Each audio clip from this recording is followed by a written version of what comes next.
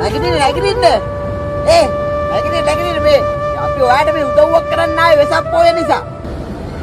උදව් කරන්න මට අනේ පින් සිද්ධ වෙනවා. හරි අයියේ. වදින්න ඕනේ නෑ. ඔයා නැගිටින්නකෝ. මුලින් ඇඟපත පොඩ්ඩක් හොදගෙන අලුත් ඇඳුමක් ඇඳලා කඩේකට ගිහින් සුපිරි ෆ්‍රයිඩ් රයිස් එකක් කමු. කැමතිද? නැගිටින්න. පින් සිද්ධ වෙනවා.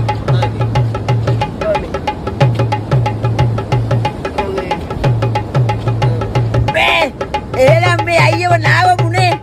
ඔබ මූණි ඇල්ල ගනින්. මං ඇඳුම් ටික ඉමීට ගලවන්න. තාත්තගලන්න බා.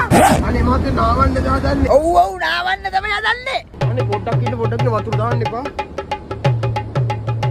මෙන්න මේ ෆෝන් තුනයි මේ බැංකු පොත්තුරේ තියාගන්නකො ලක්ෂ 10ක විතර සල්ලිත් තියෙනවා. ඒක තේරුණාත් අපරාධේ මහත්තයෝ. ලක්ෂ 10ක්. ඒ මුගියම්මට මූගලාක්කෝ. ෆෝන් තුනයි බැංකු පොත් එකයි. ලක්ෂ 10ක් තියෙනවලු.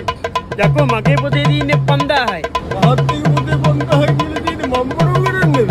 මේ මහත්තයෝ කිව්වේ මාව නාවලා.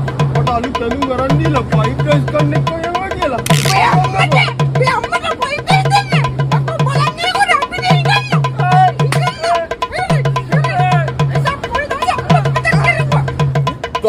තොගේ මූටක ගහ ඉන්න ඕනේ නැහැ. ෆෝන් තුනේ බැංකු පොත් ටික අරගෙන අපි යමන් යන්නේ. තෝ දැනගනින්. තෝ වෙලාවට බේරුනේ.